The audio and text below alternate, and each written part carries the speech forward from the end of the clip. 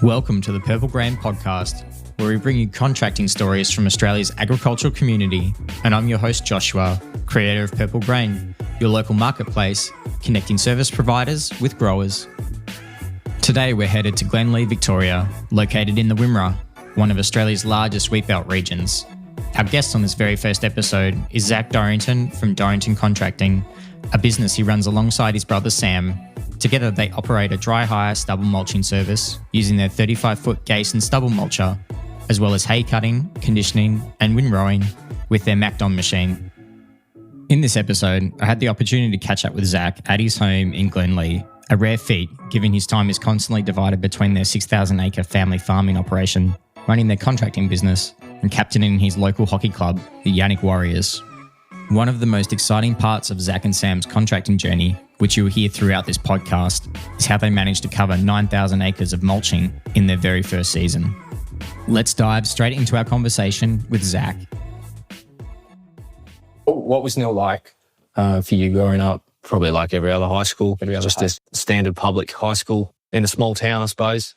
We always thought we were better than every other public high school, and they always thought they were better than us. There's a lot of rivalry with towns, isn't there? Yeah. Especially in Sports Day. Sports Day used to be a big rivalry. Yeah, no, I didn't really know anyone of any of the other schools. I knew a few people from Conniva. I had a lot of mates because I played hockey over at Yannick.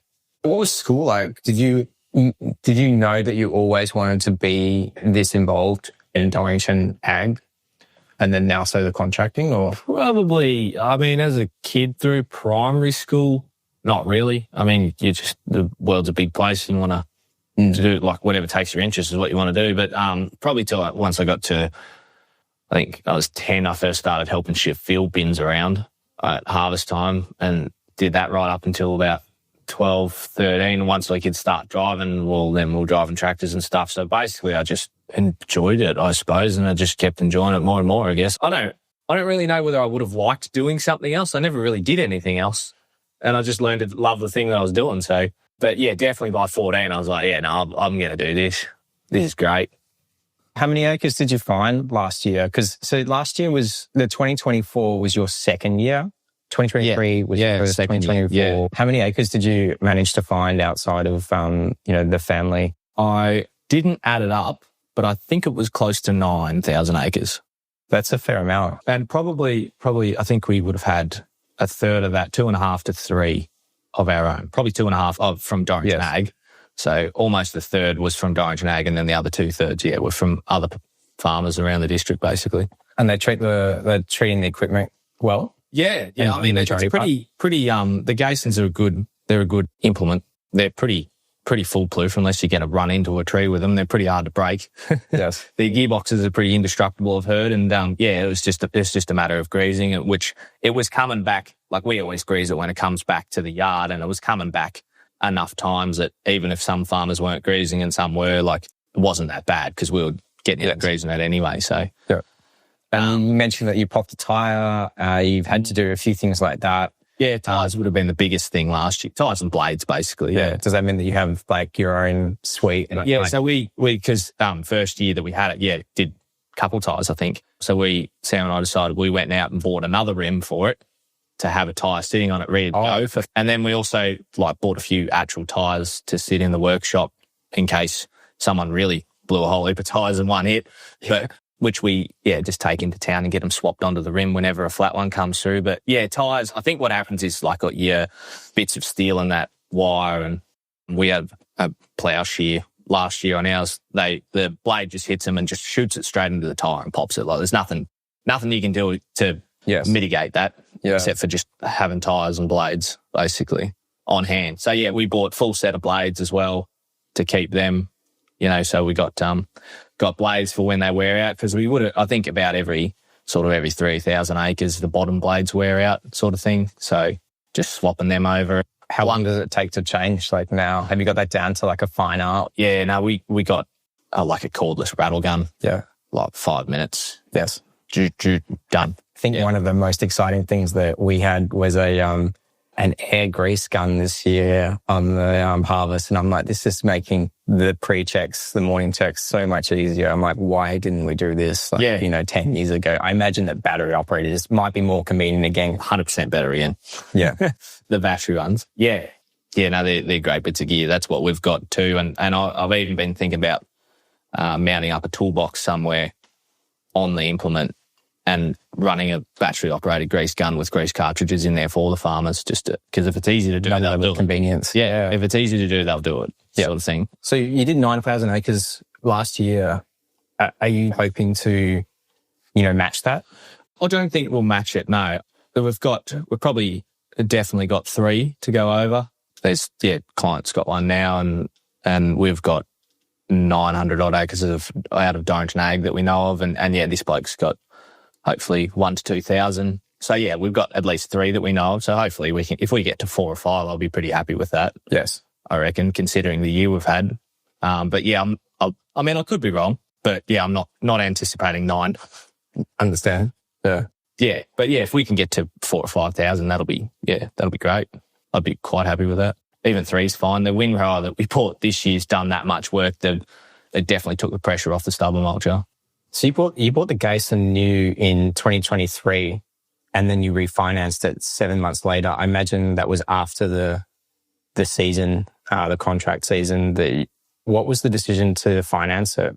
Yeah, well, basically it was all just rushed, really. It was a last minute thing. So we weren't ever going to get finance in time to get the machine and get it working. So and that's what made us originally start, is we had money sitting here. We didn't really know what to do with, because it's not enough to, you got farm that's worth millions and millions of dollars. Well, a couple $100,000 doesn't really go very far on anything. So we just thought, we'll buy the machine, pay cash for it, and we'll worry about the finance later, to then get that cash base back. And we got the capital back into our savings sort of thing, but we knew, if we couldn't get work, well, at least we'd just put it back into the machine again. We've already bought the machine, essentially. We're just sort of getting our nest egg back, really. But we rushed into it, bought it, got it working, and sorted out the finance. I think we bought the machine late Feb and got finance in sort of June or July or something like that. June, I think, just before the financial year sort of thing, to keep it all a bit more simpler. Was that a fun conversation with the bank? I imagine that, when you haven't, especially for people that haven't financed or gone into debt for anything serious like this, that it can be a heavy conversation to have with either a broker or financial institute. Yeah, it wasn't too bad. I don't think machinery loans are overly complicated. Banks definitely have stipulations. Like Sam and I had to basically mortgage our socks and boots, because the banks won't just loan money to a company that started 2 months ago. So they looked at obviously just everything that we had personally to get the loan.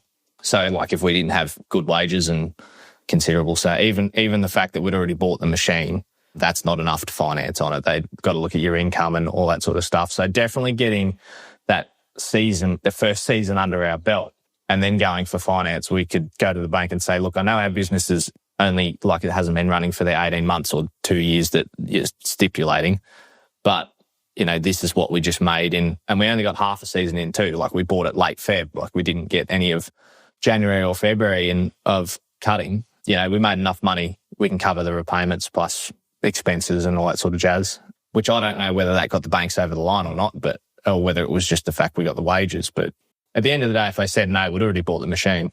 Yeah, exactly.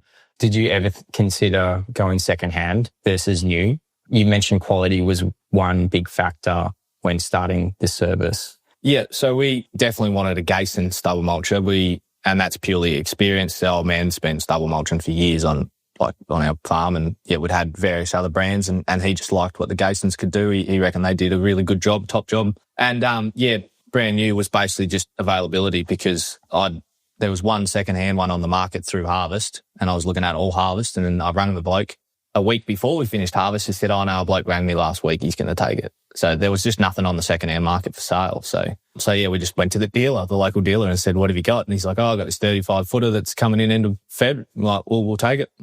Basically. So availability, I probably nearly would have gone for a secondhand machine had there been a lot to the first half a dozen machines we put secondhand, we would have bought one of them probably. What's been the biggest accident that you have seen?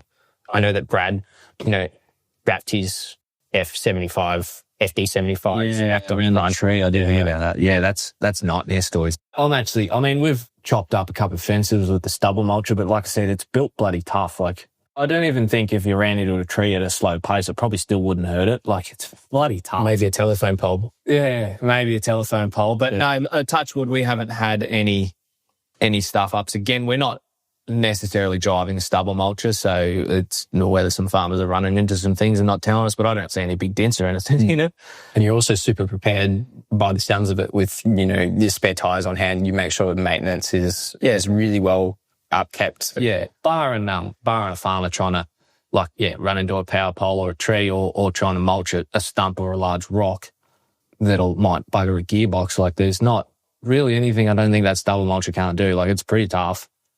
And yeah, again, with the windrower, like, probably the worst thing that could happen would be, which it's only me and Sam operating anyway, but one of us just running into a tree or something like that, which we haven't done, luckily.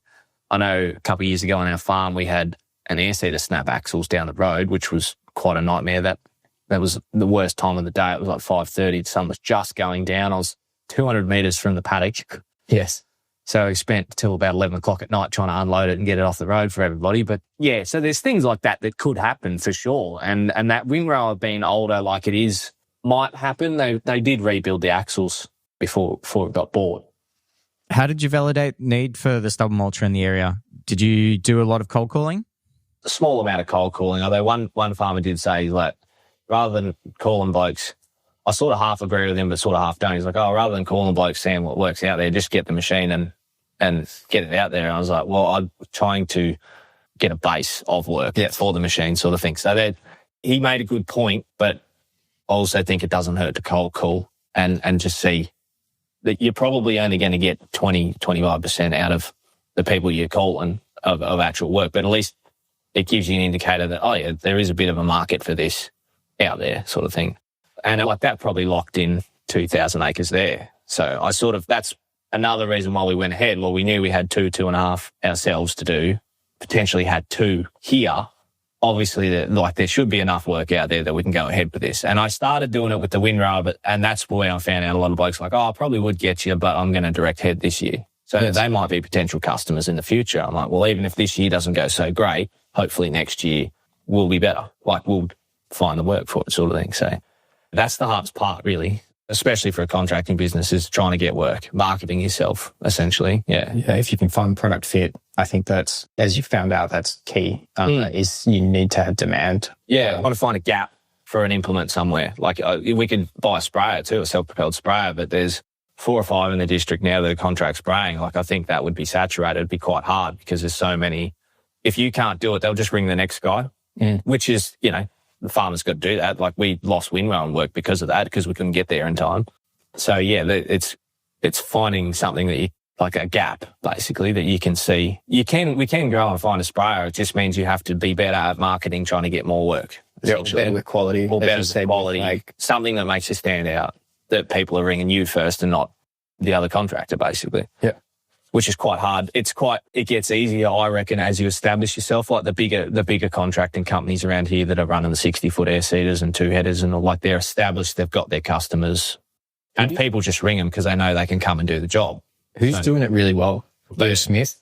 He's like, he has a presence. He doesn't necessarily brand that well in Chaparral. I feel like he needs to put a sign up saying, like, this is what I don't think Bo's probably got enough work. He's not chasing any. But like Taylor Brothers out of Nil, which are West Wimmera Baling, and Taylor Brothers Transport, have got balers, trucks like that. They've also got their own person, like they've got their own farm, but they do a terrific job.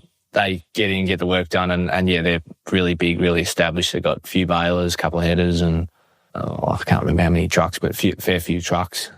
Glenlee Farms are the same. They're quite big, and they, again, do a good job. They got some big clients and a lot of gear. They can get in and get jobs done quick. And so people will naturally call them because they want someone to come in and get it, like, especially baling, they just want it done as soon as possible. So it's kind of hard to get in because of the bigger guys like there, but they started the same size that we were 30 years ago or 20 years ago or 15 years ago. So it's just time. It's just time, really. Yeah. And if you get in there, you get the work done and people can see you trying, you do get rewarded for that. Are there any contract providers nationally or internationally that you look up to that you thought like, wow, you're doing it? Like Caleb, for instance, with Clarkson's Farm. Not internationally. And I don't know anyone personally, but Bingham's Harvesting definitely looks impressive from their social media, like from the outside looking in from their social media. Like they got headers from Queensland to Tasmania and they've got trucks running headers around, and I don't even know how many headers they're running, but it looks like a lot. You see a lot of the headers pop up on the secondary market, and they're not even that old. They're like the 690s and 790s, and they're done like 2,000 hours. And they're passing them off down the secondary market, obviously from, they can't afford quality and the downtime at that point with the, high hours. Yeah, no, they like, and again, I don't know anyone that works there personally or any of the owners personally, but yeah, like to build to, I don't know how many headers they've got, but they also run air setters, but to build to the size that they are, they've done something right. Like there's something to learn from there. Yeah, like I have run a couple of, like another bloke in the district and just straight out asked him, like, how'd you get so big? Yes. And had probably it was about 7 phone conversations over the course of an hour because he was driving a truck on a Saturday to somewhere, just learning from him, basically what he's done and how he get to where he was. And he was like, I mean, it was probably pretty blatant on my behalf, but he was quite open and honest, like, which was, very helpful. It's a very, I think it's a great attribute of the community as well that, they're very open about helping and supporting, especially with, a lot of the older generation. They will come and help you out when you need it. So, yeah. And the older generation do get overlooked a little bit because they give advice without it being asked. But if you genuinely ask, then they just overload you with stuff that they know. So probably as a young guy, learning to listen and ask questions because you don't know what you don't know. So listening, and then that will then culminate with a question that you've got about, oh, I'd never thought of that. What about this sort of thing? And that's where your ideas come from, because I'm not great at ideas. I'm not great at reinventing the wheel, but I can take something that works and run it. So what next for Dorrington Contracting? You mentioned speed tilling was potentially a good opportunity for you. Is this something that you're actively looking into? Well, yeah, we probably speed tilling something we'd look into. They're really dear, speed tillers. It's like about the same as the mulcher that brand new. Yeah, per acre, like us charging out to clients, per acre is the same, but it was $100,000 more to buy a speed tiller. And again, it is like the mulcher. Every year will be different. Like this year, there wouldn't be as much speed tilling to do as the previous 2 years. And I did look at that, and there's a fair few speed tillers in the area that you can hire. So hence why we went for the mulcher. Yeah, no, that makes sense. But no, definitely, I'd definitely look at a speed tiller in the future. It'd probably be one of those things like if we're making a good profit every single year, like, all right, well, what's just something else that can put a bit of a cherry on the top sort of thing? Yeah, introducing the rotation. Yeah, throughout the season, like especially right now, you've got the windrowing and October, like November, December, and the mulching. Well, yeah, and you said you were even January right now. You've been yeah, which is like, well, it can happen obviously, but that was unexpected. Yeah, for sure. Yeah. So you still got like spring and winter. Those are the 2 seasons that you really need to like. Well, if you want, I'm just like, as you said, you're covering enough ground. Try and find a gap for something there, which, yeah, it could be a tractor hire. I don't know. It would probably be a sprayer, but like I said, that's quite saturated too. And spraying is, you got a lot of liabilities with spray drift and things like that too. Like that just adds another level of complication onto it. Not as much liabilities. I mean, you've got chance of fires starting with both of the machines we got now over summer and your stubbles, but touchwood, we've been pretty lucky. And usually with the dry hire, it's sort of the farmer's responsibility anyway. Like we've got a fire extinguisher on the mulcher. We can't really do anything else apart from that. No. Tell the farmer to be careful. Liability and risk as you can. Yeah. And with the windrow again, we got a fire extinguisher on that again, but we did run our own fire unit to the paddock with us just because we were really worried. We're like, we don't want to burn the district. No, don't blame me. No one wants to be brandished with that. Yeah. So we were doing that. But yeah, apart from that, we can't really mitigate anything else. I don't know whether they make fire suppression units. They actually make fire suppression units for the stubble mulcher, but it was pretty big and bulky. And the more stuff you got on the stubble mulcher, the more straw that builds up. So the more risk you got. So how does a fire suppression unit work on a stubble mulcher?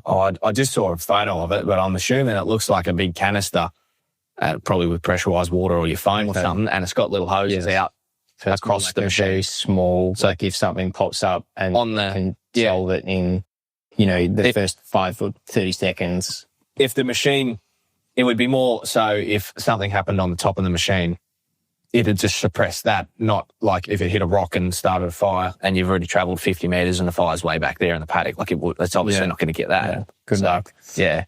So, I did see that, but it was, big and bulky and don't know how they go, but might be something to look at. Wait until it happens. Yeah, if we ever get a fire, we might look into it. Yes. No. Or if, it becomes a legal requirement, very well could. But most farmers are pretty good on total fire ban days. And even if it just gets too windy for the day, they pull up, which we have no crimes with at all. We had quite a few fire ban days this last season. I think just with the grandkids, like ongoing, like those issues added to it. Yeah, well. A lot of wind this year too, though. I've had a lot of wind. It wasn't even hot. I remember, what was it? There was the Tuesday, I think it could have been 13th of December, when, we had that 40-degree day and, it was blowing gale. Obviously, everyone was stopped then, but then the Tuesday was like late high 20s. It might have touched 30, and that was still called a fire ban day. Yeah. A bit disappointed at that. Because I think they go off an index. So it's heat and wind. So you could have high wind and low heat. Well, the index might be close to being a total fire ban, but not actually be. But then if it goes up a couple of degrees, well, it might just tick it over that thing. So that's where they get their total fire bans from. And their cease operations on paddocks and stuff like that. It's all computer. Well, it's just an equation basically. But at the end of the day, it can still come down to, if you think the paddock, if you think it's too windy and if you start fire, you think it's going to get away, well, just pull up. You still got a responsibility to the district. Yeah, definitely. But the cease paddock operations index and total fire ban days is a good thing for people that might not have that experience or want to make that call. They can say, well, they've made the call, we can stop, sort of thing. So that's what that's good for. It's a good tidbit of information. Yeah, and as farmers, we always like pushing things to the limits. Have you been watching Clarkson's Farm? Yeah. I've actually got halfway through the third season. That's quite funny. That's hilarious. Yeah, do you think they should do an Australian edition? Or do you think that Clarkson should maybe come down to a different, country and have a crack here? I don't know. I was sort of wondering where he was going to go with it, because there's only so much about farming before you're repeating again, because farming is just a big cycle every year.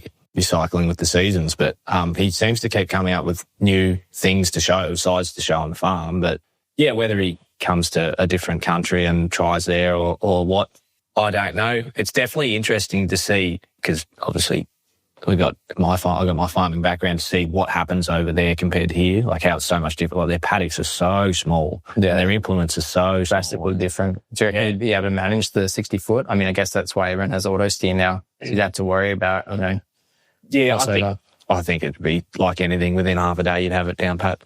It's no different to, I was used to just driving the air seeder, and then I learnt to drive the sprayer, and you go from 40 feet to 120. So you get used to that. At a faster pace too. Yes. But yeah, within half a day, you can pretty much like a 12-year-old can get it within half a day. It's not too hard to drive tractors these days. They're quite simple, actually. A huge thank you to Zac for sharing his story and valuable insights on starting and growing their contracting business. If you would like to follow his journey or book their services, links are in the show notes.